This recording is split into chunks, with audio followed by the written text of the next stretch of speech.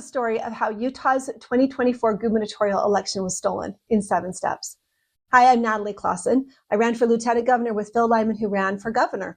We challenged the incumbent Spencer Cox. And my preferred pronouns are he, him, and his. And Deidre Henderson, who, as lieutenant governor, is also the chief election officer and oversees all elections in Utah. Step 1, put the wrong candidate on the ballot. Phil was a crowd favorite. He won the GOP convention with an overwhelming 68% of the vote. Cox was booed, fell below the required 40%, and was disqualified, receiving only 32% of the vote. Maybe it's something much more simple. Maybe you just hate that I don't hate enough. With over 60%, Phil should have been placed directly on the general ballot in November, but that did not happen. As former lieutenant governor, Spencer Cox knew that Phil Lyman should have gone straight to the general ballot in November as the only Republican on the ticket. If you get 60% of those delegates, you're the nominee, period. End of story. Okay? That's it. That's it. If you get 60%, you're on the ballot in November as a Republican, okay? So if I get 60%, I'm on the ballot. I don't have to have a primary. However, Cox's running mate, Chief Election Officer Deidre Henderson, ignored the GOP convention results and placed Cox and herself on the ballot and forced Phil Lyman and me into a primary. Step 2, gaslight the public into believing that there was an independent advisor. As Chief Election Officer, Deidre Henderson publicly stated that if there were any concerns that arose in the election, that she would ask the former Lieutenant Governor Greg Bell to step in and handle any concerns. The media further that narrative. By the way, over the last election, they did have somebody else. They had the former Lieutenant Governor Greg Bell, actually, who stepped in to help oversee that particular part of the election. However, no one ever heard from Greg Bell during the campaign. The meme, "Where's Greg Bell?" started circulating online. We did a government records request to ask what involvement he had, if any. And the only document that we were provided was the single text message exchange that he had had with Deidre Henderson, where he said that he loved being with you. There was no independent advisor, and Deidre Henderson did, in fact, oversee her own election. Step 3, hide your signatures. Tell the public you have enough signatures to now have a second chance to be placed on the ballot. But when your opponent then asks to see your signatures, say no, even though petitions are public documents. And you let other candidate packets be viewed just days earlier. And then continue to hide your signatures after even 2 audits show that you are short on signatures.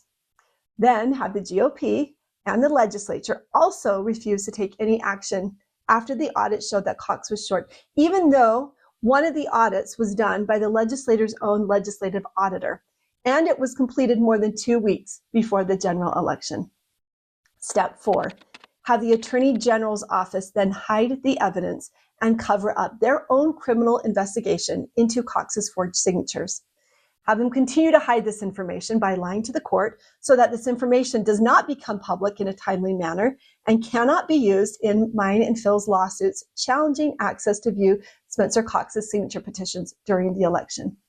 Even though we knew the exact name of one of the documents we were looking for and the name of the investigator and some of the witnesses, the people from the Attorney General's office, Lonnie Pearson and Dan Burton, hid this information from us, hid this investigation from both a Graham request and from the 3rd District Court, which eventually dismissed the case.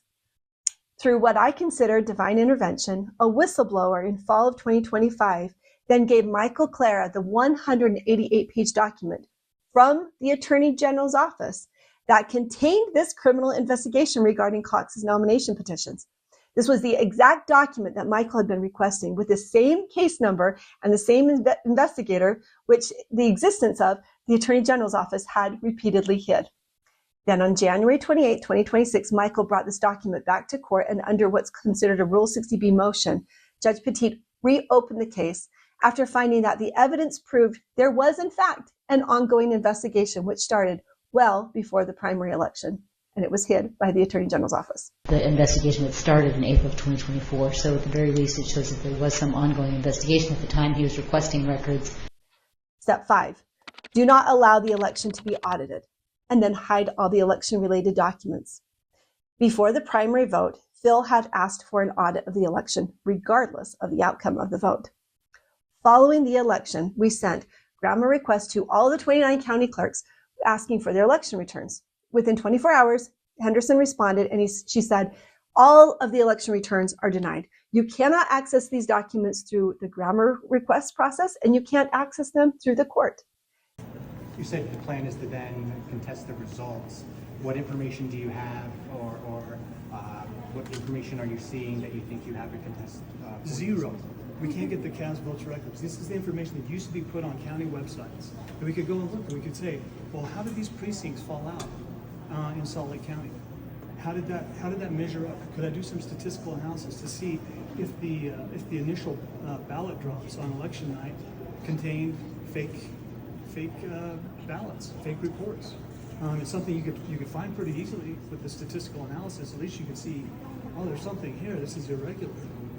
You can do other statistical analyses on a CVR. And this is not asking for anybody's personal information. This is asking for data that we can do a statistical analysis on, and it's being withheld from us. That in itself is evidence of withholding information. So the election itself was very strange. On election night, Cox started with a lead of 40,000 votes. However, this pace was not maintained, and he ended up winning with only 35,000 votes ahead of us. There is less than 1 in a billion chance that this election could have happened organically, which is raising a lot of great concerns. These concerns, however, could be alleviated if Henderson would allow for an inspection of the election returns. However, all of these documents are still locked and sealed. I ask you to doubt the doubters. Step 6, pay another lineman to run as a writing candidate to confuse both the clerks and the voters with the intent to cause all lineman votes to be tossed. May have seen the latest on Phil Lyman. He's running as a write-in candidate for governor after Governor Cox beat him in the primary. But he's not the only Lyman who's filed to run as a write-in, and this is where it gets complicated. Offered to pay a Richard Lyman and his mom, Carol Lyman, $1,000 at a steak dinner if they ran against Phil Lyman. So his coworker told us that he had received a phone call about that. Phil Lyman put out these tweets showing text messages from a man named James. James claims that he works with Richard Lyman and that Richard was offered a steak dinner and $1,000 by the Cox campaign to run as that write-in candidate. Strange, right? So we tracked down James and asked him straight up, did Richard Lyman tell him these things and implicate that Cox campaign, huh? James says yes. And then he said this. I actually sent a message to my wife telling her what had just gone on because, you know, she's into politics. I'm not so much. And she said, I'm going to send this to Phil Lyman. And I said, well, okay. And then I sent Rich some texts because I was worried maybe what he was doing was illegal. And I thought it would be a good idea for him to record the conversation. He said he would, and that's the last I've heard about any of it. This video is now emerging from a citizen journalist who caught up with Richard and was able to ask him a few questions. Richard, hey buddy. We are wondering if you would be willing to talk to us. So what about your text message? Do you say you just made that up then? My coworker, nothing in that has anything to do with. And then hack into my email and delete the email that came from the lieutenant governor's office saying that all you need to write is Lyman to be counted. But fortunately, I had screenshotted that, so I still have that email. And then publicly state that you did not officially hire this other Lyman. And then when the decoy Lymans drop out of the race, collude with the media to confuse the public and only show photos of Phil Lyman when they say that Richard Lyman dropped out. Step 7, and if all else fails, place a special sight hole above our name so you can see which ballots voted for Phil Lyman and Natalie Clausen in this Utah's universal mail-in ballot state. So despite this fraud, this corruption and collusion, we still had over 200,000 write-in votes, which is the most that's ever happened in United States history. The people of Utah deserve clean elections that we can trust, and there must be accountability for those who break this trust. Follow along as we continue to expose this corruption.